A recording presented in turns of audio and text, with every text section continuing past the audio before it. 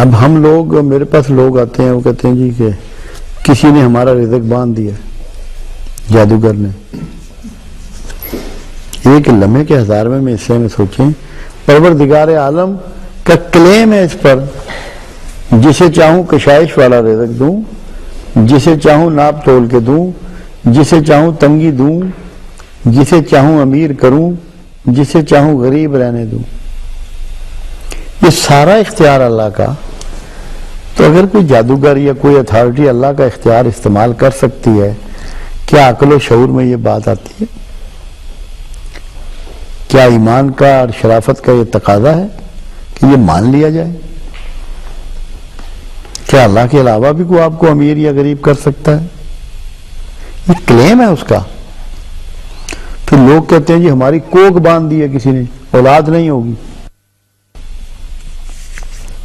اولاد نہیں ہوگی. اللہ یہ کہہ رہا ہے جسے چاہوں بیٹیاں دوں، جسے چاہوں بیٹے دوں، جسے چاہوں دونوں دوں، جسے چاہوں دونوں نہ دوں. اختیار اللہ کا، کوئی دوسرا اس کے اختیار کو استعمال کر سکتا ہے؟ یہ واقعہ سب سے زیادہ اس وقت پیش آیا جب مسلمان ہجرت فرما کر مدینہ تشریف لے گئے، تو وہاں یہ افواہ پھیلا دی گئی کہ یہودیوں نے مسلمان عورتوں کی کوک باندھ دی ہے، اب کسی کے ہاں بیٹا پیدا نہیں ہوگا. یہودی کیونکہ جادو میں پرانے زمانے کے ماسٹر ہیں، آج بھی جادو کے وہی ماسٹر ہیں. اور موسیٰ علیہ السلام کو کیونکہ اس زمانے میں جو چیز پھیلی ہوئی تھی اسی کا علم اللہ نے عطا فرمایا تھا، جادو کے توڑ کا. اور فرعون کے دربار میں جادوگروں سے ہی ان کا مقابلہ ہوا یا مناظرہ ہوا اور ان کو انہوں نے شکست دی. تو یہودیوں نے یہ بات مدینہ میں پھیلا دی کہ اب کسی عورت کے بیٹا پیدا نہیں ہوگا. تو لوگ بہت پریشان تھے، نئے نئے شرک سے نکلے تھے، ابھی ان کا توکل اتنا بڑھا نہیں تھا، ایمان اتنی مضبوطی پایا ہوا نہیں تھا. تو رسول اللہ صلی اللہ علیہ وسلم کے پاس گئے اور اپنی پریشانی کا اظہار کیا. آقا مسکرائے اور خاموش ہو گئے. آقا مسکرائے اور خاموش ہو گئے. مسکراہٹ اس بات کی علامت تھی کہ آپ جانتے تھے کہ کیا ظہور ہونے والا ہے. تو 3 یا 4 دن کے بعد جو پہلا بچہ مدینے میں پیدا ہوا وہ عبداللہ بن زبیر تھے. تو جب بیٹا پیدا ہو گیا مسلمانوں میں تو لوگوں کو یہ یقین آ گیا کہ جادو نام کی کوئی چیز نہیں تھی، کہ ہماری کوکیں نہیں باندھی گئی. اعتماد بحال ہو گیا. تو اللہ پر بھروسہ آپ کے اعتماد کو بحال کرتا ہے، اور جب آپ کا اعتماد بحال ہو جائے تو پھر آپ یہ جو توہم پرستی ہے اور وہم ہیں اور وسوسے ہیں اس سے نکلتے ہیں، ایک خاص ایمانی کیفیت میں جاتے ہیں، اور پھر آپ کی زندگی میں آسانیاں ہوتی ہیں. جب ایک آیت اتری تو ابو بکر صدیق رضی اللہ تعالیٰ عنہ فرمانے لگے میں آج آزاد ہو گیا.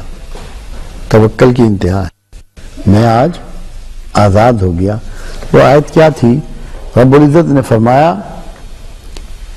زمین پر رینگنے والا، چلنے والا، پانی میں تیرنے والا، فضاؤں میں اڑنے والا، کوئی ایسا جاندار نہیں جس کا رزق میرے ذمہ نہ ہو. جب یہ آیت اتری تو ابو بکر صدیق رضی اللہ تعالیٰ عنہ گویا ہوئے کہ آج میں اس فکر سے آزاد ہو گیا. آپ کا بھروسہ اگر اس بات پہ ہو جائے کہ جو مالک ہے اور خالق ہے اور جو ہے صرف سچا ہے، کوئی بندہ اللہ سے جھوٹ منسوب کر سکتا ہے؟ نعوذ باللہ. جب اتنا سچا کلیمنٹ ہے اس بات کا کہ آپ کو یہ کہہ رہا ہے کہ رینگنے والا، اڑنے والا، تیرنے والا، چلنے والا ایسا جاندار نہیں جس کا رزق میرے ذمہ نہ ہو. مچھلیوں کو آپ دانہ ڈالتے ہیں، جنگل میں شیر کے لیے آپ بکریاں چھوڑ کے آتے ہیں، چرنے والے جانوروں کے لیے گھاس آپ اگاتے ہیں، پرندوں کا بندوبست آپ کرتے ہیں. کون کرتا ہے ان کا بندوبست؟ جس نے ذمہ داری لی ہے. آپ جب پرندوں کو دیکھتے ہیں، چرندوں کو دیکھتے ہیں، مچھلیوں کو دیکھتے ہیں. آپ اپنے بارے میں گمان کیوں نہیں کرتے کہ کیا جب وہ کہہ رہا ہے کہ آپ بھی تو جانداروں میں ہیں, آپ کا بھی تو اتنا ہی ذمہ دار ہے جتنا کہ ان دیگر مخلوقات کا.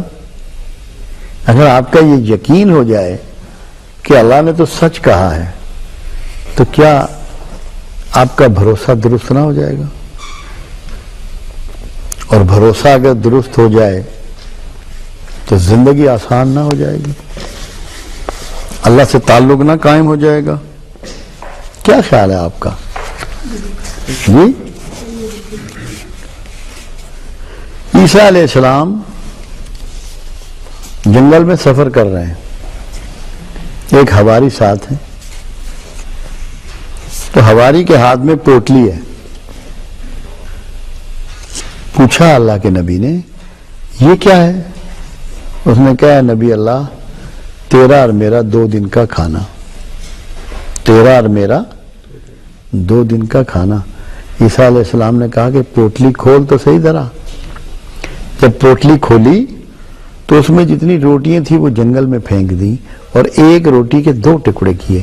کہنے لگے یہ آدھی تو کھا لے آدھی میں کھاتا ہوں, تو نے یہ پوٹلی بنا لی ہے, تو توکل میں ہمیں اللہ کے پرندوں سے بھی پیچھے چھوڑنا چاہتا ہے؟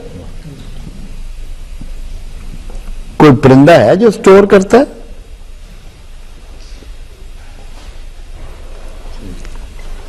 ہم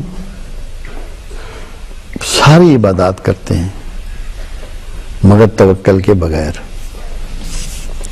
کیسے نوٹس ہوں گی؟ کیسے نتائج ملیں گے؟ کچھ مل جائے گا ہمیں بغیر توکل کی عبادات سے؟ حضرت علی کرم اللہ وجہ, ان کا توکل دیکھیے ان لوگوں کا, کیا لوگ تھے, یہ کیا عظیم لوگ تھے. کسی نے سوال کیا ان سے, مولا علی سے لوگ سوال کیا کرتے تھے کیونکہ بہت بڑے صاحب حکمت تھے اور ان کو باب العلم کہا گیا کہ علی یہ تو بتائیے, ایک اگر کمرہ ہے اور اس کو پاٹ دیا جائے, سیل کر دیا جائے, اور ایک شخص اس کے اندر ہے, اس کو رزق کیسے پہنچے گا؟ اس کو رزق کیسے پہنچے گا؟ اس کمرے میں جانے کا کوئی راستہ ہی نہیں ہے, سب راستے بند کر دیے گئے ہیں. آپ مسکرائے اور فرمایا جیسے موت پہنچے گی. جو موت پہنچانے والا ہے وہی رزق پہنچانے والا ہے. جی, جو موت پہنچانے والا ہے وہی رزق پہنچانے والا ہے. جس اللہ کا اتنا وعدہ سچا ہے اور ہم رزق کے لیے پریشان ہوتے ہیں, اتنا بھی توکل نہیں کرتے, اتنا بھی بھروسہ اس پہ نہیں ہے ہمارا. اپنی کاوشوں اور اپنی تک و دو پہ بھروسہ ہے. جی, کبھی سوچا ہم نے اس کو؟ ہمیں اس انداز کو سوچنا ہے, سمجھنا ہے. اگر توکل ہمارے سمجھ میں آ گیا نا تو میں یہ سمجھتا ہوں ہماری زندگی سنور جائے گی, ہمارا ایقان اللہ پہ بڑھ جائے گا, ہمارا معاشرہ گلزار ہو جائے گا. تو یہ میں تھوڑی سی, اب آپ توکل کی ایک مثال رسول اللہ صلی اللہ علیہ وسلم کے ریفرنس سے بھی دیکھ لیں کہ آپ ایک درخت کے نیچے سوئے پڑے ہیں, ایک بدو آتا ہے اور تلوار تان لیتا ہے آپ پر, کیا محمد صلی اللہ علیہ وسلم تمہیں مجھ سے آج کون بچائے گا؟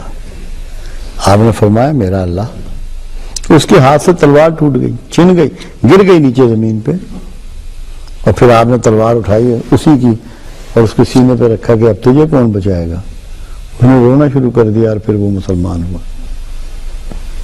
تو زندگی کے بارے میں بھی توکل اللہ کے حبیب صلی اللہ علیہ وسلم آپ کو سکھا رہے ہیں. تو ہمیں اپنے توکل کو آگے بڑھانا ہے.